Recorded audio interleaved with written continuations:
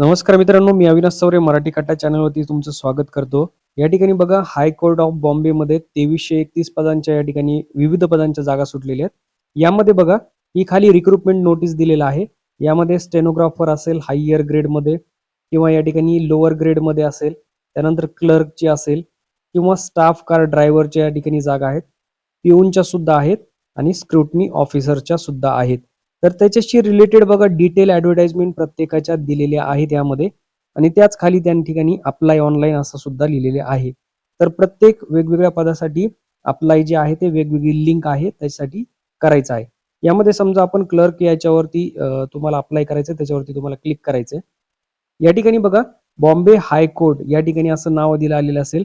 खाली बघा advertisement for the post of clerk 2025 असं असेल आणि या ठिकाणी इन्स्ट्रक्शन्स दिलेले असतील.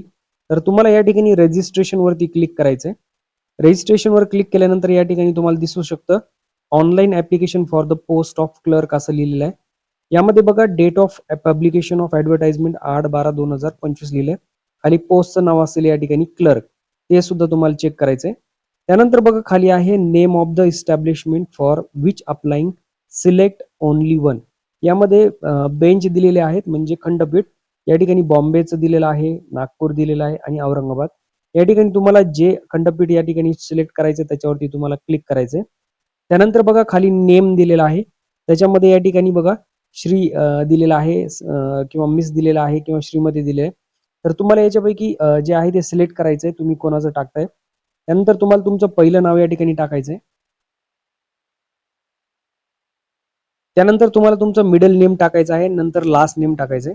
खाली बघा या ठिकाणी पोस्टल ऍड्रेस दिलेला आहे. त्यामध्ये तुम्हाला तुमचा संपूर्ण पोस्टाचा पत्ता जो आहे तो या ठिकाणी पिन कोड सहित या ठिकाणी भरायचा आहे.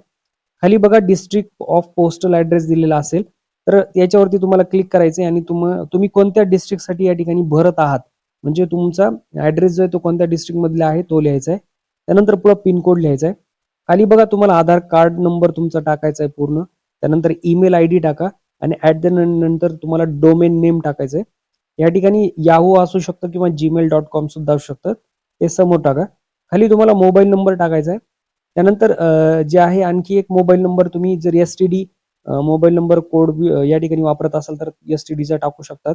कंपल्सरी नाहीये.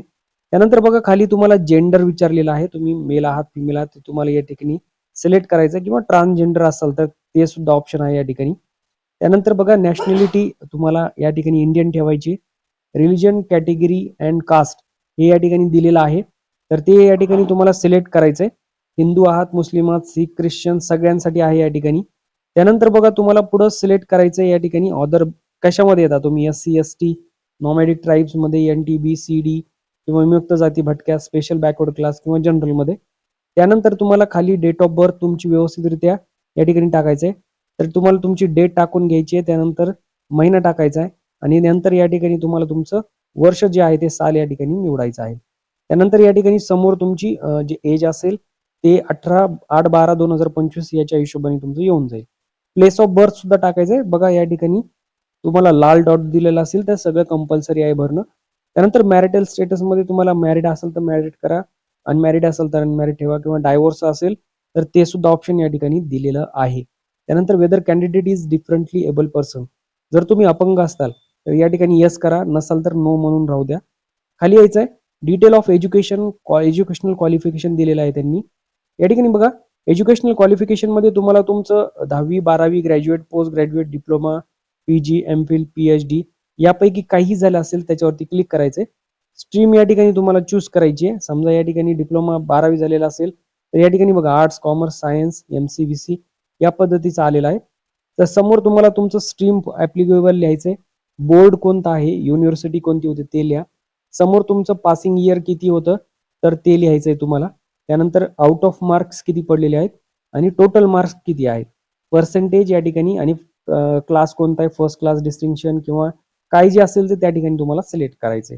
लक्षात घ्या याच्यामध्ये तुम्ही सिलेक्ट करा फर्स्ट असेल सेकंड किंवा नुसते पास झाला असेल तर. त्यानंतर खाली बघा in the candidate domicile of Maharashtra तुम्ही महाराष्ट्राचे रहिवासी आहात तर यस करायचंय. लँग्वेज नोन लिहिलेली आहे मराठी इंग्रजी हिंदी या ठिकाणी तिन्ही लँग्वेज तुम्ही बोलत असाल लिहित असाल आणि या ठिकाणी वाचत असाल तर त्याच्यावरती टिक करायचंय. त्यानंतर खाली आल्यानंतर does candidate work in any government department, तुम्ही गव्हर्नमेंट डिपार्टमेंटला काम करताय का, तर येस करा किंवा नो असेल तर नो करा. State particular type of typing जे दिलेलं आहे तुम्हाला या ठिकाणी तुम्ही त्यासाठी आहात का इंग्लिशमध्ये, येस करायचंय. State particulars of computer course केलेला आहे का, येस करायचंय. तर अदर टेक्निकल क्वालिफिकेशन काय आहे त्यासाठी तुम्हाला येस किंवा नो करायचंय. Whether candidate has enrol name at employment exchange, तर म्हणजे तुम्ही एम्प्लॉयमेंट एक्सचेंजला नाव दिलेलं आहे का, तर येस असेल तर येस करा, नसेल तर नो म्हणून राहू द्या. नंतर is there any criminal proceeding pending against the candidate, काय तुमच्यावरती केस आहे का, तर नो म्हणून करायचं आहे. Is he she convince by the criminal court, no करायचं आहे. असेल तर येस करा, नसेल तर नो राहू द्या. Is he facing disciplinary departmental inquiry, no. जर तुम्ही काम करत असाल तुमच्याकडे काही तुमच्यावर काही एलिगेशन्स असतील तर ते येस असतील किंवा नो असतील. खाली बघा, whether permanently debarred or disqualified by any court, MPSC, UPSC, तुम्हाला कोणीही डिबार्ड केलेला आहे का परमनंटली, तर येस असेल तर येस करा, नो असेल तर नो वरती क्लिक करायचं. Name and address of 2 respectable persons who have issued character certificate to the candidate, आता तुम्हाला तुमचे 2 जणांचे, अशा जणांचे नाव लिहायचे जे कॅरेक्टर सर्टिफिकेट इश्यू करू शकतात, की तुम्हाला ते ओळखतात आणि तुमच्याबद्दल ते ग्वाही देऊ शकतात नंतर. अशांच्या वरती नाव लिहायचे, त्यांचं ऑक्युपेशन लिहा, त्यांचा मोबाईल नंबर आणि खाली ऍड्रेस टाकायचा आहे. त्यानंतर बघा खाली इम्पॉर्टंट नोट दिलेला आहे. Applications are ask to first pay application fees through, आता तुम्हाला खालची स्टेप करायच्या आधी तुम्हाला तुमचं पेमेंट जे आहे ते या ठिकाणी करायचंय. खाली लिंक दिलेली आहे त्याच्यावरती तुम्हाला क्लिक करायचंय. या ठिकाणी बघा अशा पद्धतीने एसबीआय ची ऑफिशियल वेबसाईट ओपन होईल. यामध्ये तुम्हाला या स्टेप्स मधून जायचंय. Select fee, enter payment details, verify payment detail, complete payment आणि प्रिंट रिसिप्ट काढायची आहे. यामध्ये हे 5 मिनिटासाठीच तुम्हाला या ठिकाणी चालू असणार आहे, त्यानंतर एक्सपायर होऊन जाईल.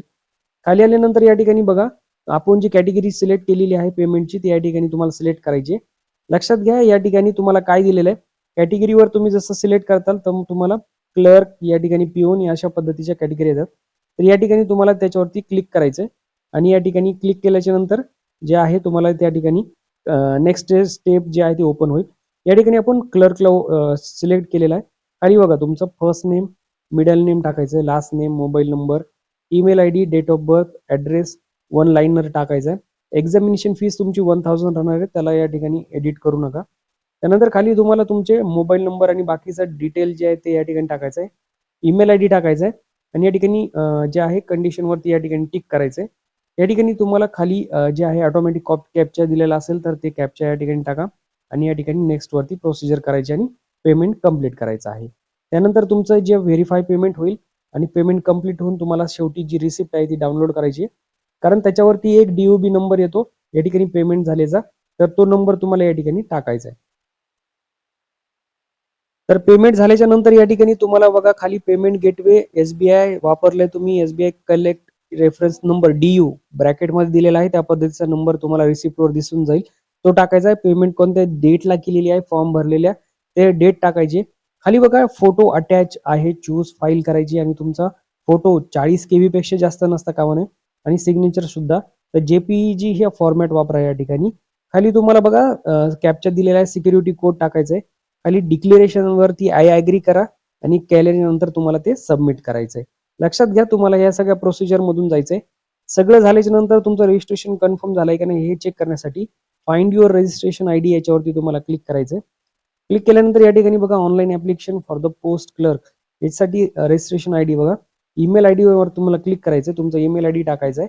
त्यानंतर खाली mobile number, date of birth टाकायचे आणि कॅप्चा तुम्हाला जे सिक्युरिटी कोड दिलाय तो या ठिकाणी भरून शो करायचा आहे. जर तुमचा या ठिकाणी रजिस्ट्रेशन आयडी आला या ठिकाणी तर तुमचं जे आहे ऍप्लिकेशन पूर्ण झालेलं आहे.